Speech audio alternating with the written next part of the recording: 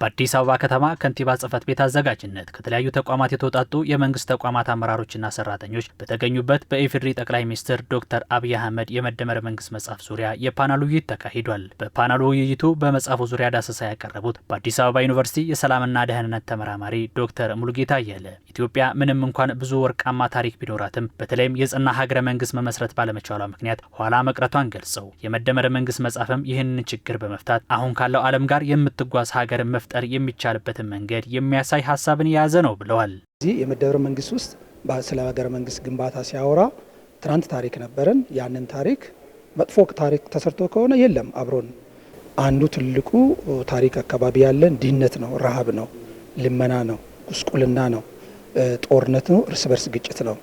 እሱ ምዕራፍ እንዝጋ። ሌላው የወደፊት ኢትዮጵያ ምንድነው ልትሆን የምትችለው የሚለው በሀገረ መንግስት ግንባታ አንዱ ፓርታውን በደረስንበት አሁን ያሉት ፕሮጀክቶች አፈጻጸሞቻችን የሀገራዊ ቅርስ አንድ ይሆናሉ ነገ ከነገ ወዲያ ስናያቸው። ስለዚህ እሱን እንዴት አድርገን እንፈጽም፣ በፍጥነት በጊዜ በፈጠራ ዜጎቻችን እንዴት አድርገን እናንቃ የሚለው ትልቁ የሀገረ መንግስት ግንባታ አቅጣጫ ይሆናል። የመደመር መንግስት ተፎካካሪ ፓርቲዎችን የሚገፋ ሳይሆን ለሀገር ጠቃሚ የሆኑ ሀሳቦችን እንዲያዋጡ የሚጋብዝ በዓለም ደረጃ አዲስ የፖለቲካ ስርዓትን የከፈተ መጽሐፍ ስለመሆኑም ያነሳሉ። የገዢውን ፓርቲ ይሁን አጋጣሚ ሆኖ በውድድር የመንግስት መመስረት ያላገኘው ፓርቲ ይምጣና ይነጋገር፣ ይወያይ፣ ሀሳባቸው ይምጣ። አሸናፊው ሀሳብ ግን ምን ያድርግ?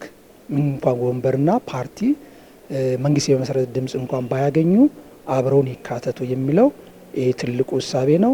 በመደመር መንግስት ውስጥ ያለው ሀሳብ የትኛውም አይነት ሀሳብ ይምጣና እስቲ አሸናፊ ከሆነ ለሀገር እስከጠቀመ ለሀገረ መንግስት እስከረዳን ድረስ እንውሰድ፣ አብረን እንስራ የሚለው ትልቁ እይታ አለ እዛ ውስጥ። ትውልዱ ዛሬ ላይ ቆሞ ነገን መመልከት የሚችልበትን መነጽር ያቀበለ ብሎም መንግስት የሀገርን ሁለንተናዊ እድገት ለማረጋገጥ የሚጓዝበትን ፍኖተ ካርታና ዜጎች የራሳቸውን አበርክቶ ማድረግ የሚችሉበትን መንገድ ያሳየ መሆኑን የገለጹት ደግሞ የውይይቱ ተሳታፊዎች ናቸው።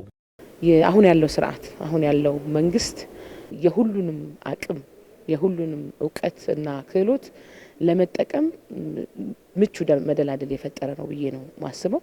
ስለዚህ ከመጀመሪያ እስከ መጨረሻው የመደመርን መንግስት መነሻውን መዳረሻውን በሂደቱ ደግሞ ስልቱንና አተገባበሩን በግልጽ ያየንበት መጽሐፍ ነው ብዬ ነው የወሰድኩት። እኔ በዋናነት ከመጽሐፉ ቢወሰድ ጥሩ ሊሆን ይችላል ብዬ ማስበው አንዱ ምንድነው ኢማጂኔሽን፣ ነገ ይሄ ሊሆን ይችላል ብለን ነገ ይሄ ሊመጣ ይችላል ብለን ኢማጂን ካላደረግን አሁን ያለውን ግሎባላይዜሽን እና አሁን ያለውን የዓለም ተለዋዋጭ ሁኔታ መቋቋም አንችልም።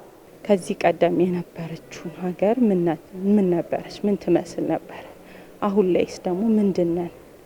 ቀጣይ ደግሞ ምንድነው መሆን ያለባት የሚለውን ነገር በደንብ ፍንትው አድርጎ ያሳየን መጽሐፍ ነው። እንግዲህ የመደመር መንግስት ወደ 9 ዋና ዋና ባህሪያት አሉ። 3ቱ በተለይም ደግሞ ፈጠራ፣ ፍጥነትና ጥራት እነዚህም ደግሞ ተግባራዊነት፣ ከዛ ውጭ ደግሞ ተራማጅ የሆነ አመለካከት የሚሉ በውስጡ ይዟል እና መደመርን የምታገኘው አንተ ውስጥ ነው። መደመርን የምታገኘው ተቋምህ ላይ ነው። መደመርን የምታገኘው ደግሞ በእለት ተዕለት እንቅስቃሴ ላይ ነው። ስለዚህ ለምንኖርበት ዓላማ ታማኝ ሆነን ስንሰራ መደመር በተግባር ይገለጣል። መጽሐፉ ሀገራችን መጓዝ ያለባትን መንገድ በግልጽ አሳይቶናል ያሉት ተሳታፊዎቹ የራሳቸውን አስተዋጽኦ ለማበርከትም ዝግጁ መሆናቸውን ተናግረዋል።